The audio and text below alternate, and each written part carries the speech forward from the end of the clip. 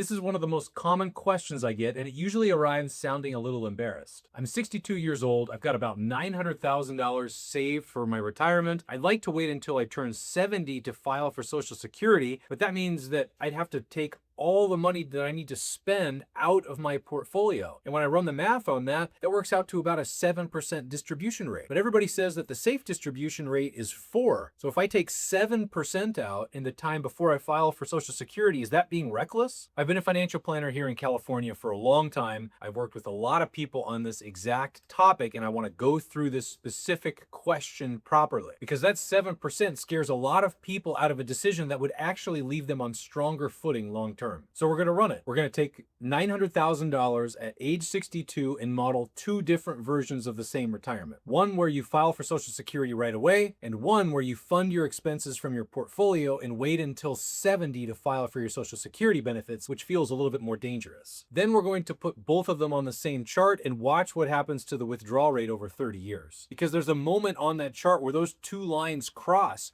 and almost nobody ever looks at that. Once you see where that happens, it stops being a question about how long you're going to live. And I'll show you what happens to both these plans if the market drops hard in the first few years of retirement, because that's the real question underneath all this. And it's the part that usually gets skipped. And I'll also show you where this genuinely falls apart, because there's a level of spending where waiting is absolutely the wrong answer. And I'd rather you hear that from me now than find out later on your own. And real quick, if you want some help running these numbers on your own accounts, there's a link in the description. Feel free to book a call with us. My team and I do this every single day. We're happy to talk through your own numbers. Now let's get into it. When people come in with this question, they've usually looked it up already, and what they always find is break-even math. That's the calculation that says, well, if you wait from 62 to 70 to file, you're giving up 8 years of checks. When you do file, you get larger checks, so how many of those larger checks do you have to collect to make up for those first 8 years where you weren't collecting any? Now, the mathematical answer there is usually in your early 80s. That's what most people will say. So when you look at it from this angle, the whole question gets reduced to how long you think you're going to live. That's a real calculation, and it's not wrong. It's just the least useful thing you can know about making this decision, and I'll show you why by the end of the video. Now, the break-even analysis is not what talks people out of waiting until they're 70 to file. It's that 7% distribution rate we were talking about a minute ago. You've probably heard 4% your entire life. It's in all the articles, it's on all the calculators. So when you run your numbers and see that you're taking 7% out of your portfolio, that seems like it might be obviously reckless. But here's where I'd push back. A withdrawal rate is simply a ratio. It's what you're taking out divided by what you have. And a ratio doesn't really tell you hardly anything on its own, because it doesn't tell you at all about how long you plan to use it. 4% was built around the idea that you keep withdrawing at that amount over a 30-year period. That's what it was designed to test. It was never meant to describe an 8-year period where you take out a known amount with a specific end date. So I'd stop calling it a withdrawal rate, because that word specifically is causing all the trouble. What you're doing here is funding 8 years of your retirement on your own and then handing off part of that job to something else entirely. It's got a start date, an end date, and a total cost that you can add up. That's not really a rate, that's more of a purchase. And the only sensible question about a purchase is whether what you're getting is worth what you paid for it. So let's price both sides. So let's build our scenario here first. These are all hypothetical figures, so you can swap these out with your own numbers if you want. We're going to assume a single individual, 62 years old, just retired. They have a total of $900,000 saved for retirement. That $900,000 consists of a $600,000 IRA, a $150,000 Roth IRA,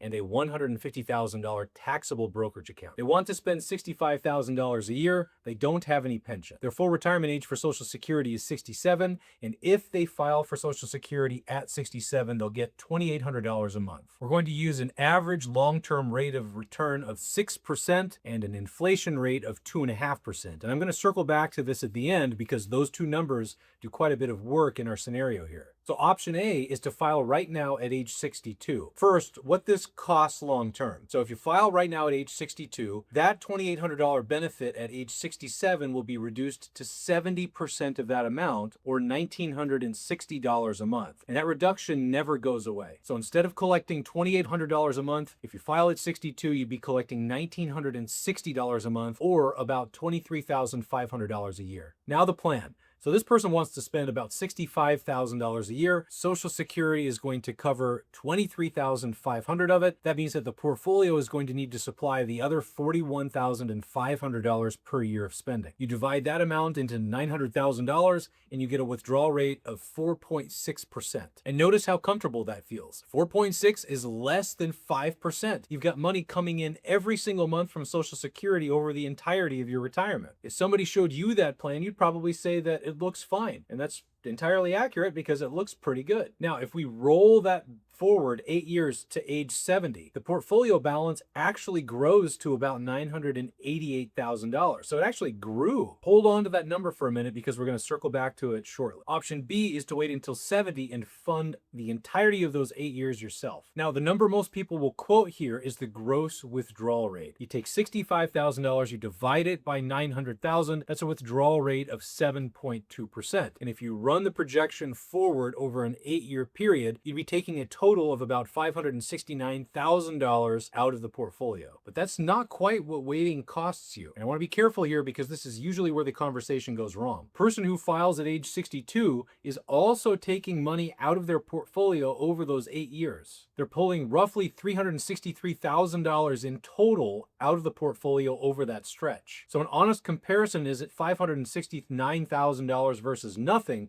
It's the difference between the two. And that difference is easy to figure out because it's the exact amount of the Social Security that you didn't collect. 8 years of $23,500 annual benefits when you incorporate inflation cost of living adjustments totals about $205,000. That's the bill. A little bit more than $200,000, not $570,000. Now, if instead you wait from age 62 to age 70 to file, instead of collecting 70% of that benefit, you start collecting 124% at 70. And that $1,960 a month that you collected at 62 goes all the way up to $3,472 a month. That's roughly $41,700 per month instead of $23,500 in today's terms. And that lasts for the rest of your life. Now, I do want to be specific about what kind of income that is because it's unlike anything else that you own. It arrives every single month for the rest of your life, regardless of how long you live. It's adjusted for inflation every single year, and it does not care what happens to the stock market. There is absolutely no version of a bad stock market year where that check gets any smaller. So you're not really spending that money, you're just kind of converting it. You're taking money that can fall in value and needs to last you an unknown number of years, turning it into a guaranteed source of income that can't fall and can't run out. And here's something worth knowing, especially if anybody out there has ever tried to sell you guaranteed income. There's an entire industry built around this exact problem. You hand over a lump sum of money and the company promises to give you a check every single month for the rest of your life. These products can work for a lot of people. They have their place and I'm not going to knock them. But look at what you already own. By waiting, you're guaranteeing more lifetime income with no fee, no commission, no surrender charges, and no company cutting those checks that has to stay solvent for the next 30 years. And it's adjusted for inflation, which is a feature that costs real money if you get that through a commercial product, if it's available at all. So before anybody goes shopping for guaranteed income out there, I'd suggest you look hard at the version you already have access to, because in most cases, it's the best priced one available to you. Now, that bill costs slightly more than it looks because those dollars would have been growing. If you run the same assumptions, the person who filed at 70, that's option B, would wind up with a portfolio balance at 70 of around $700,000. That's compared to $966,000 if they file at 62. So the gap is roughly $296,000. That's your $205,000 of foregone Social Security benefits plus about $91,000 of growth along the way. So here's the whole transaction in one sentence. By 70, you have about $296,000 less in the account and you have guaranteed income that's about $18,000 larger. And that's adjusted for inflation and it's completely indifferent to the stock market. And whether that's a good trade is what the rest of this video is all about. But a balance on its own doesn't tell you whether the plan's healthy. What really matters is how hard the portfolio has to work. So let's chart something different. Not the balance, Let's plot for every year of retirement how much has to come out of the portfolio for that specific year. 2 lines, one for each option all the way to age 90. In the bridge years, these lines are nowhere near each other. Option A is sitting around 4.5 to 5% and looks very calm. Option B starts at 7.2% and stays up there for those first 8 years. If you only ever looked at this stretch, you'd never wait. This is the part of the chart that people imagine when they talk themselves out of it. Now watch what happens at 70.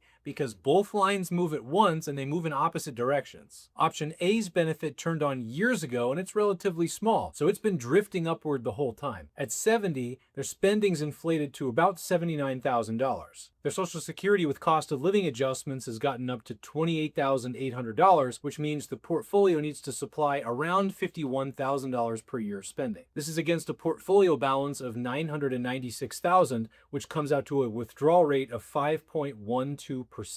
Option B's benefit turns on right here, and it's large. Same spending of about $79,000, but here the Social Security benefit is $51,000. So the portfolio only needs to supply about $28,800, and against a portfolio of about $700,000, that's right around 4%. The line that started out up at 7% now drops below the line that was formerly around 4.5 or 5, and it stays below for the rest of the chart. So sit with that for a second because it's the opposite of what everybody expects. The person who waited has about $268,000 less in the account, and their portfolio is not working as hard. Not slightly less, more than a full percentage point less, and that's permanent for the rest of their life. That's because the thing covering their spending isn't the portfolio anymore, it's the Social Security benefits. That's about $51,000 a year, and the markets can't touch it, and it goes up with inflation a little bit every year. That 7% that we saw in that bridge initially, that wasn't the risk, that was the price. And what it bought was a lower withdrawal rate for the following 20 or 30 years or so. So that person who filed at age 62 didn't avoid the high withdrawal rate, they simply just moved it. They took a comfortable 4.6% withdrawal rate at age 62 at the beginning, and that line's been steadily climbing ever since. And that's because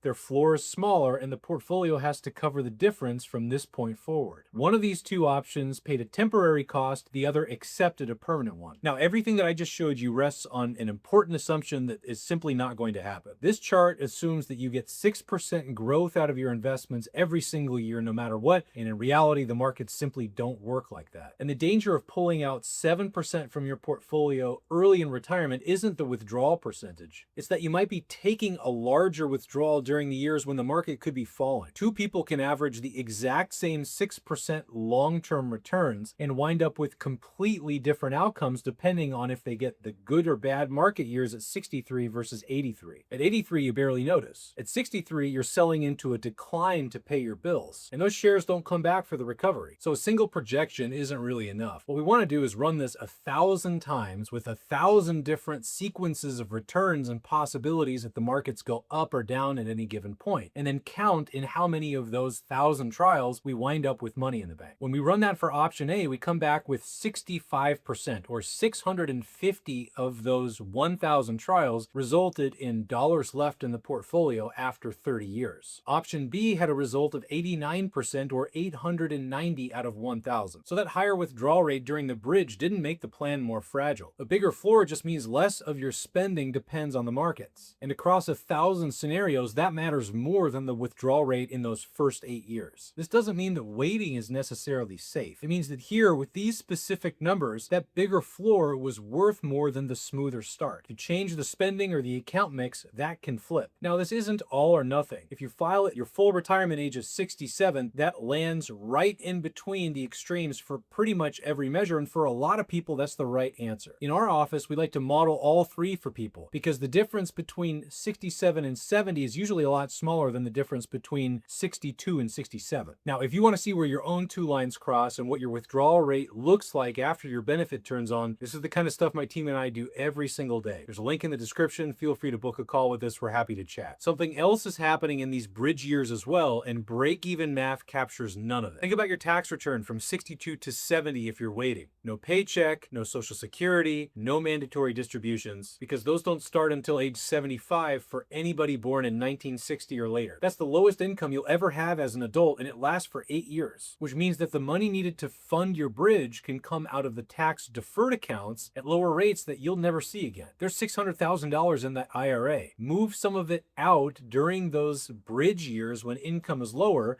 and you'll fund your expenses at a lower tax rate and shrink the pool that gets forced out of the account later. So the bridge isn't only buying a bigger benefit, it's also the best tax window that you'll ever see. And the person filing at 62 partly closed it by putting their Social Security benefits on their tax return for those 8 years. Now here's the part that needs real care, and it's the reason I can't give you a rule of thumb to use. If you're under 65 years old and you're buying health insurance through the marketplace, the amount you pay depends on your income. If your income goes above a certain line, you don't just lose some of the benefits you're getting and the subsidy from the federal government, you lose all of it. That line precisely is 400% of the federal poverty line, which this year for a family of one, a household of one, is $63,000 and change. There used to be enhanced subsidies that softened the blow if your income was above that amount, but those have expired and now it's a cliff. If your income is above that line, you get no subsidy and you're paying full rate for your health care. So funding your bridge entirely out of your IRA does create income,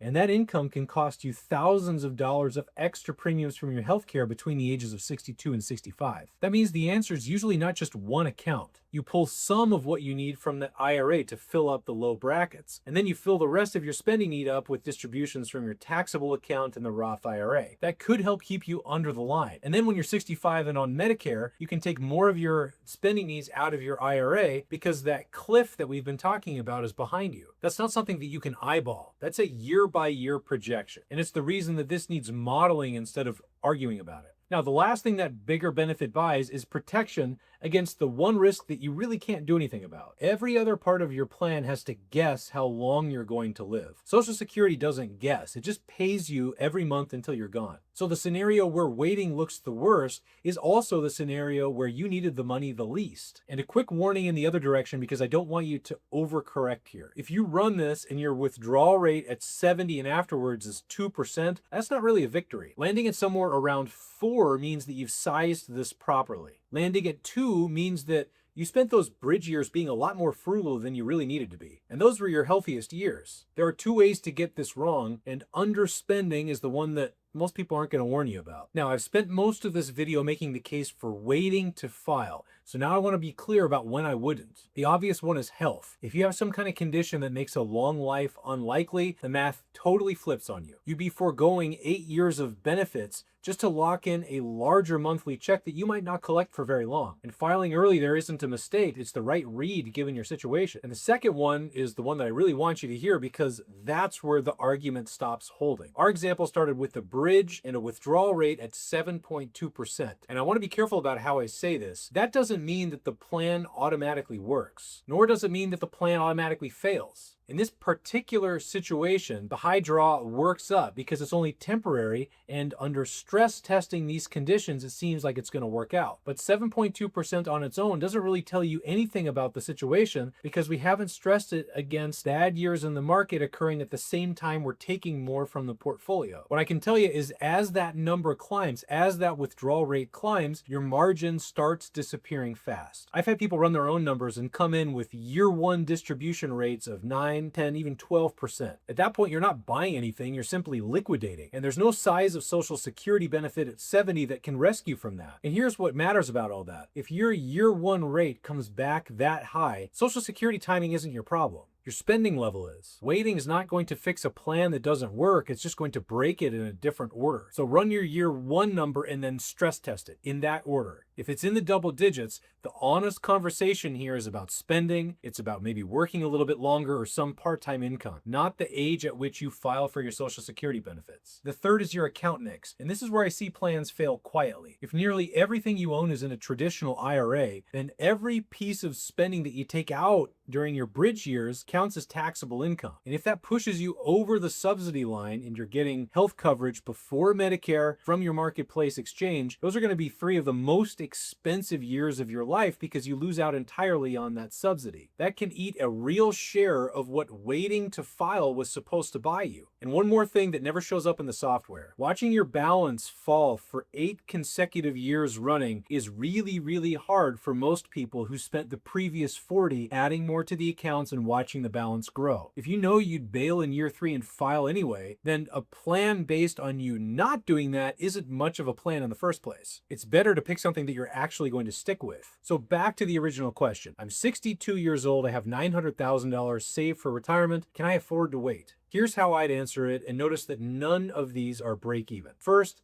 price the actual bill. Not 8 years of withdrawals, the Social Security you'd forego, which is genuinely the only part that's extra. Second, look at your year 1 withdrawal rate and then stress test it. Not to see whether or not it's above 4%, but to see what happens to the plan if the markets fall in those first few tenuous years. If the plan only survives on a smooth line of returns, that's a plan that's not going to work. Third, work out where the money comes from year by year. How much can come out of the IRA before you cross that subsidy line? And what fills up the rest? Fourth, look at your rate on the far side once the benefit actually turns on. That's the number that you live with for 20 or 30 years. If it's meaningfully lower than what you'd have by filing early, then the bridge really did do its job. And if it's down as low as 2 or so, you've really overshot. And fifth, be honest about your health and whether you'd actually stick with the plan. Now, I do have a caveat to all this because we threw a lot of assumptions into these numbers today. 6% returns every single year, a steady rate of inflation of a little bit more than 2.5%, a consistent set of rules and tax laws, which is probably not going to happen. So please don't take these exact figures and apply them to yourself. What I would take out of this is the shape of it all. Funding a defined number of years out of your portfolio is really a purchase, and that has a price and an end date on it. What it can buy is an income that's higher, it's permanent, and it's inflation adjusted, and completely indifferent to markets. Whether that trade works for you comes down to your accounts, your health, and your spending level, and all 3 of those can be modeled out before you commit to anything at all. So that's how I think about whether you can afford to wait. That 7% isn't the risk, that's the price. And what it really buys you is a lower withdrawal rate for the rest of your life. But here's the thing. Everything that we just did was about making your guaranteed income as large as possible, and I never really explained why that was so important. Because once you understand what that guaranteed income is really doing inside of your plan, something else changes too. The thing that retirees are genuinely afraid of, the account going to zero, exists in a set of conditions that mostly just aren't true. And you can calculate exactly what a terrible market year costs you in about a minute. That's exactly what I break down in this next video right here. I'll see you there.